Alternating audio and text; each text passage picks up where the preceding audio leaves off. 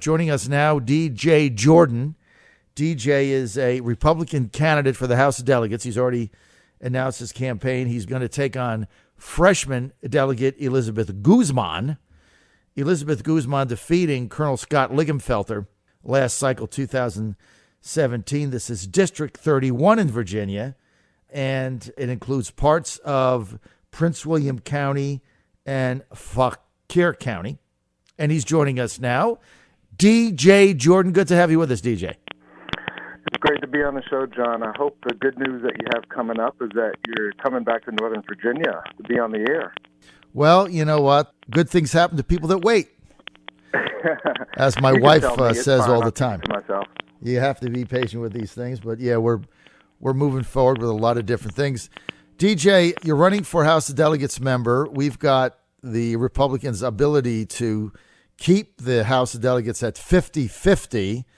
Before we get into your opponent, Elizabeth Guzman, why you're running, your background, my position is this. If the Republicans squash the Equal Rights Amendment in committee, I think you're toast. I think you'll lose the House of Delegates. It's a meaningless symbolic vote that doesn't amount to a hill of beans, concocted by Ken Cuccinelli, who destroyed the Republican Party single-handedly, who is now looking for ways to be relevant. Tell me your stand on the Equal Rights Amendment going through the House of Delegates right now.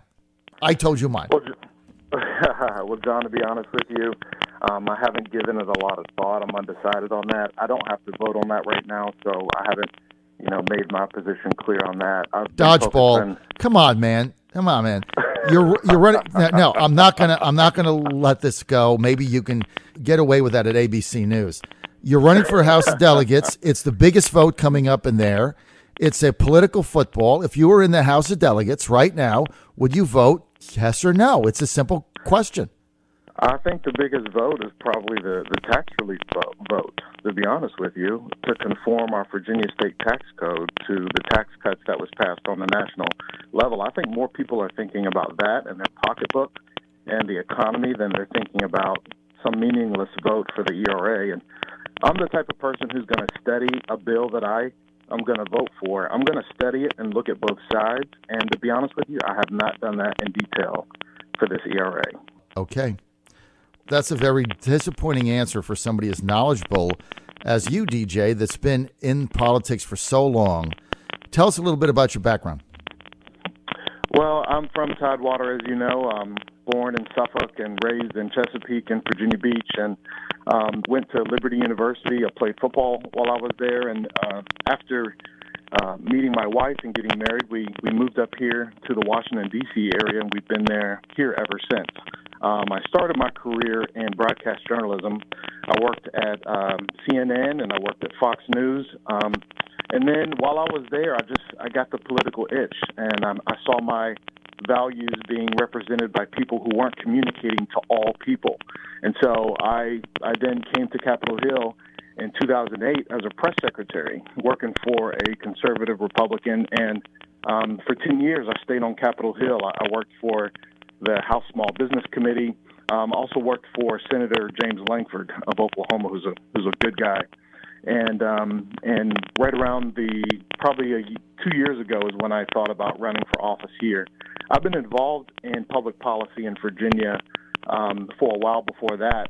Governor Bob McDonnell appointed me to the State Board of Social Services, and I served on that from 2013 to 2017. In the last year, I was actually chairman of the board. I'm a foster parent, and I'm very passionate about foster care and people and families who are living in poverty. And on that board, we were able to work on a lot of policies that help vulnerable children and families. So that's basically me. I have 4 children. I live in Woodbridge, Virginia, and I'm looking forward to winning the seat back. All right, DJ. Elizabeth Guzman, the only elected official that went to the somewhat suspect Women's March because of the association with Farrakhan and his anti-Semitic views. But Guzman was there anyway. You've raised this as a campaign issue. Explain it and tell us why. Well, the Women's March took place this last weekend, and it's, the storyline all across the nation has been some of the hateful anti-Semitic rhetoric that's come from the leadership of the Women's March. And one by one, all of these left-leaning groups have pulled out of partnering with the Women's March. You had the Democratic National Committee itself. I mean, you had the Human Rights Campaign. You had NARAL. You had Southern Poverty Law Center. You even had Debbie Wasserman Schultz, who was the former DNC chair from 2011 to 2016. She said this, and I quote, "I cannot associate with the National March's leaders and principles, which refuse to completely repudiate anti-Semitism and all forms of bigotry." And even though all of these national leaders are distancing themselves, I think it was shocking that Delegate Elizabeth Guzman chose to continue to march side by side with these leaders who refuse to distance themselves and repudiate the anti-Semitism within their movement. So Guzman goes there. I thought that was kind of odd, but I guess he felt that for one way or another, participating in the Women's March was more important than the anti-Semitic views that have been associated with it because of Louis Farrakhan and others within his ilk. How is that a campaign issue?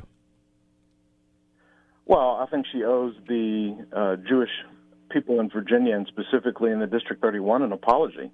I know numerous Jewish people who are very upset with the direction that the Women's March has taken because of this this attitude within its leadership, with Bob Bland and Tamika Mallory and Linda Sarsour, who have themselves said some pretty hateful things against our Jewish neighbors here in Virginia.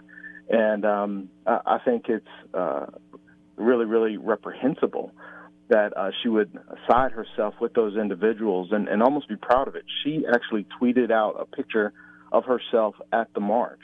And so I think that's an issue.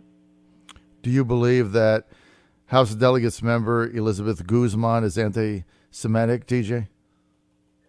I don't know. I think that she owes an apology to the people of the District 31, and I think she needs to answer that question.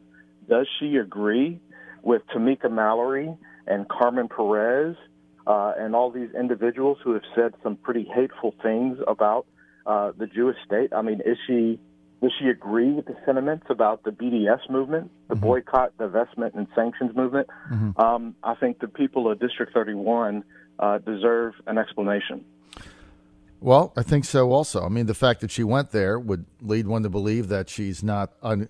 Let me put it mildly, okay? The most mild thing you could say about it, in all candor, is that Delegate Guzman's participation in that Women's March at least indicates to me that she's not altogether uncomfortable associating herself with some of those that say very hateful things about the Jewish community and could easily, like Louis Farrakhan, be branded as anti-Semite.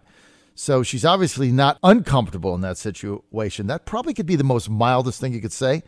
And I think Guzman does owe it to her constituents and basically her colleagues an explanation as to why she felt that was appropriate, especially in the face of so many other progressive Democratic groups not attending for that reason. And if she's got a reason for attending and it's not what we think it is, then I think she needs that explanation as well. Don't you agree? I do agree. The March's founder, Teresa Shook, has since denounced the direction that this new Women's March has gone, and even she has distanced herself from all of the anti-Israel activism. And I think we, as the people, the constituents of District 31, need to know, where does Elizabeth Guzman stand on it? Well, we'll take it from there. All right, let's get some of the issues. The Tim Hugo Kirk Cox tax cut, basically wanting to align the Virginia tax with the Trump tax cuts, allowing a filer to itemize on the state level, whether or not they itemize on the federal taxes if they so chose. They want to raise the standard deduction to $4,000 individual, $8,000 couple. They want to get rid of the SALT cap on deductions. All of these things, pretty common sense. The Democrats fighting it, obviously, because they want more of your money. I mean, all of these things simply save people money. It's as simple as that. I know you're in favor of it. Your opponent, Elizabeth Guzman, what's her position on it? I don't know. To be honest with you, I don't think she's spoken out against it, but I do believe she'll probably stick with Governor Northam on this. For Veterans Day last year, she sent out a fundraising email saying that she was proud to work for Governor Northam. So I think she views Governor Northam as kind of like a boss or a manager of some sorts, and to whatever he does. But I think this is a good bill to align the state tax code with the tax reform that passed last year. I think it's common sense. I mean, we've got a good unemployment rate in Virginia. We need to keep it that way, and we need people to be able to have more of their money in their own pocket so that they can invest it back in the economy. All right, DJ, let's get rapid fire to some of the big issues going through the State House now that we can get a feel for where you stand. So try to be succinct here. I've only got about 2 minutes and 20 seconds. So we already went over the ERA. You took no position on that, whatever. Let's get the gaming in Virginia. Well, you didn't take a position on it, okay? So, I mean, it is what it is. Gaming in Virginia, casinos and sports gambling, are you in favor or not? I am opposed. I don't think we need more gambling or gambling in the state of Virginia, especially on college sports. So you're opposed to pro sports betting parlors and casinos? That is correct, yes. Okay. Tolls or gas tax or don't do anything, expansion, I-81? I think we need to devote more of what we already have to transportation, period. Transportation is a crisis in Virginia, and our leaders are not treating it like such. I mean, every single business ranking in the nation ranks Virginia pretty much in the top 10, but our one black eye is always infrastructure. I don't see why we don't devote more money to transportation, period. So I'm against tolls. What about a gasoline tax to expand I-81? I'd be open to something like that, but I don't think we need it, to be honest with you. We're going to get the money. We need to devote more of the existing tax money that we have in our state budget to transportation. This is a no-brainer. There's areas in our state budget where we can reform and eliminate waste, eliminate duplication, and put that towards transportation. I mean, we just had a surplus that Governor Northam announced at the end of last summer of $500 million. Mm-hmm. At least half of that should have gone to I-81. It makes no sense. All right, so you don't want to dedicate any specific money for I-81 expansion. You simply want to find money within the existing government of Virginia budget. Of course, the flaw in that theory, DJ, is before Bob McDonnell's tax transportation compromise of 2013, no money was spent on improving Virginia's transportation infrastructure for 40 years. So, I mean, that's one of those things, I mean, it sounds really great on the radio, but I don't know. Till I can see somebody spend this money and actually improve a road, I'm skeptical. DJ Jordan, I'm out of time. People want more information. Where do they go? They go to votedj.com. Votedj.com. Running against Elizabeth Guzman. Do you have a primary competition? No, sir. No primary. No primary. Okay, so you are the nominee, right? Not yet. There's a filing deadline sometime in March or April. If I'm the only candidate by then, I become the nominee automatically. But so far, you haven't heard of anybody else? No, no one else. I have the endorsement of Scott Lingenfelter, who's, as you know, is the former Republican delegate for this area. I also have the endorsement from other good Republicans like Nick Freitas and Ed Gillespie and John Adams and people like that. All right, DJ, good luck.